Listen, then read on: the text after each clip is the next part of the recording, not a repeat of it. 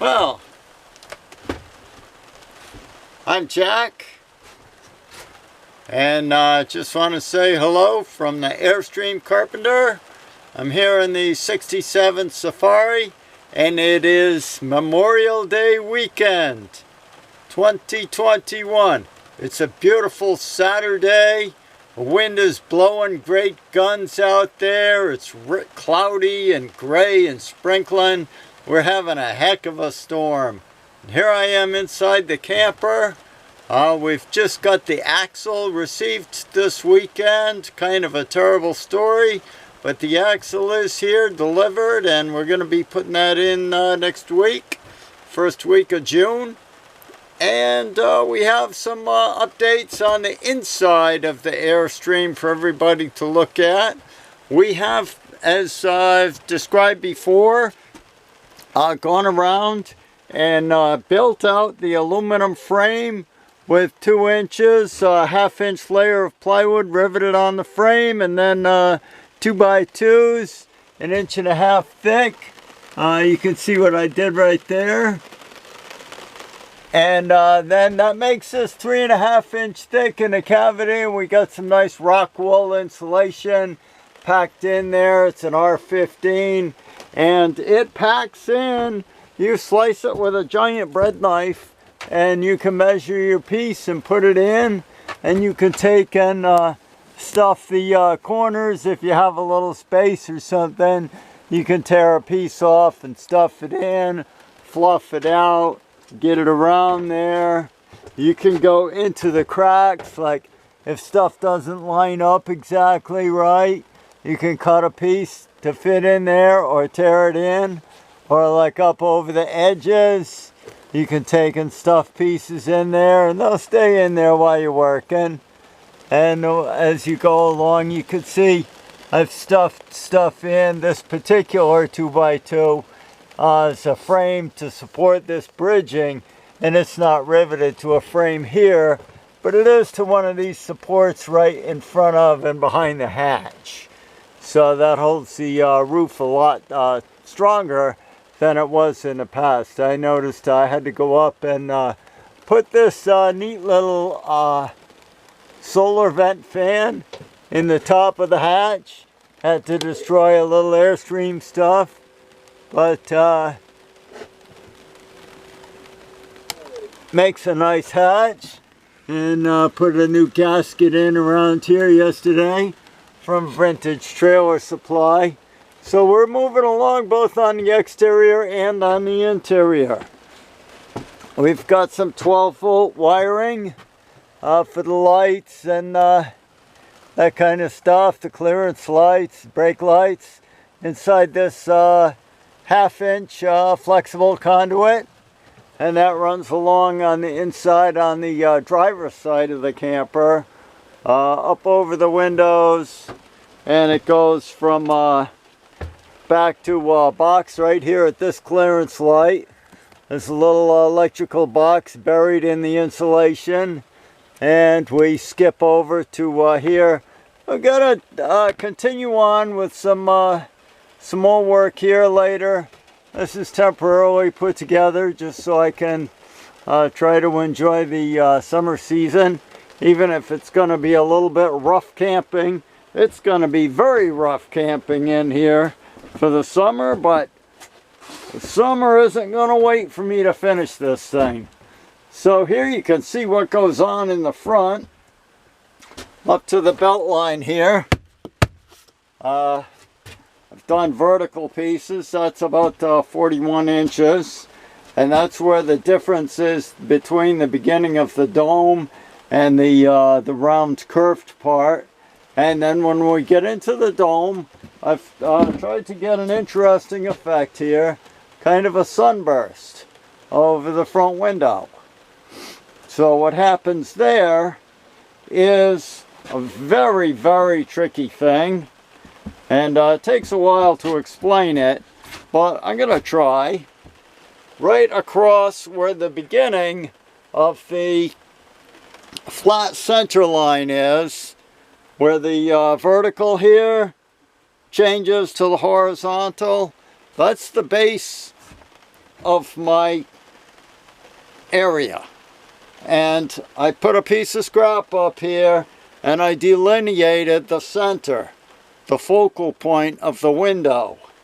And then what I did was I went to the back edge and I figured I was going to use pieces about 6 inches wide and that they would be overlapped about 3/4 of an inch.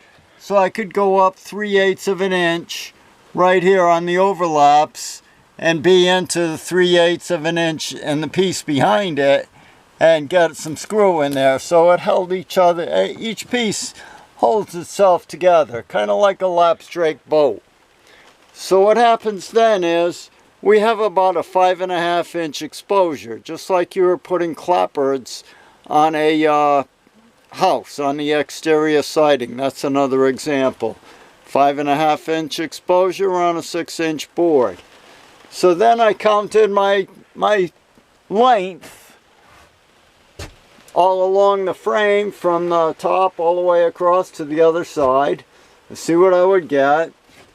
Got 27 pieces, and then I divided my 180 degrees of an arc by 27 pieces and came up with 7 degrees. Pardon me if the math is a little bit fuzzy, but I did it on paper. I'm pretty sure that's about what numbers came out, but it was 7 degrees. That number sticks in my mind, and it's about 13 pieces on each side, I believe, and one piece that spans the 2 sides and goes right up the center, what I would call a king plank.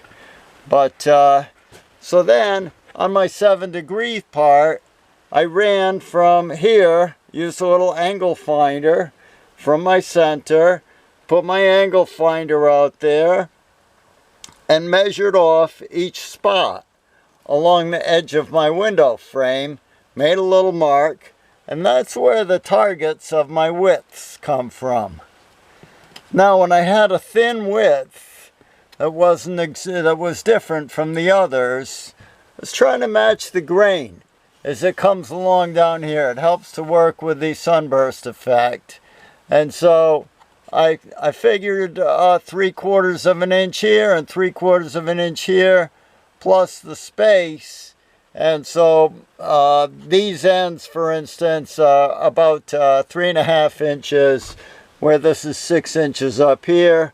I sawed a taper on there, planed down the edge, sanded it a little bit smooth, and then as each piece went up, it rolls in there, it twists in there better, and then they're fastened.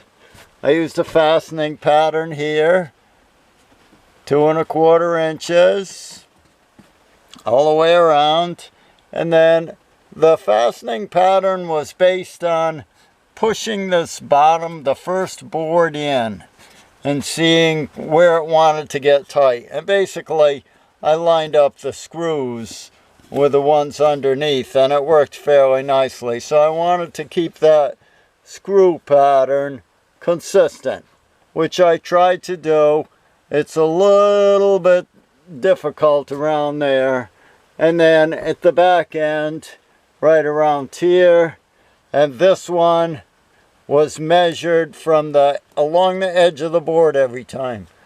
2¼ 7, 13¼ 22. And that's how you get that fan pattern of the screws. Anyway, so that's where we are today. We've got most of the insulation packed in. I run out of insulation again, so I'm not going to cover that over. But I have a huge stack of strips right here that are going to go the long way and be fastened to each other right as we go over the roof. And I'll do the best we can. We have a few temporary things in there covering the walls up so we won't damage the walls from the inside out. And these things here help hold the insulation up in there so it won't rattle if we go for a ride. And it'll just stay there until I get a chance to work on the ceiling and put in the finished items. So I found in my documentation, along with some documentation of the previous owners and the little card from the factory, the original warranty card to the first owner, found some interesting papers in my scrapbook, and also some photographs. When this unit was sold on eBay in 2004, the owner took a lot of photographs and put them on eBay. So the fellow that bought it years later had a record, even though it had all been shelled out. By the time I got it, there was nothing left on the inside. It was totally gutted, and I have a little tiny box full of original lights and some original hardware. So you can see I'm going a long way. I'm kind of doing my best to reproduce what it looked like and give it some nice flair from a person with some marine boat building experience and a lot of finished carpentry. Hope you have a great Memorial Day weekend, no matter what year it is. And God bless you, and we salute all the people who have served for this great country, the United States of America, over the years. And God bless everyone. Bye-bye.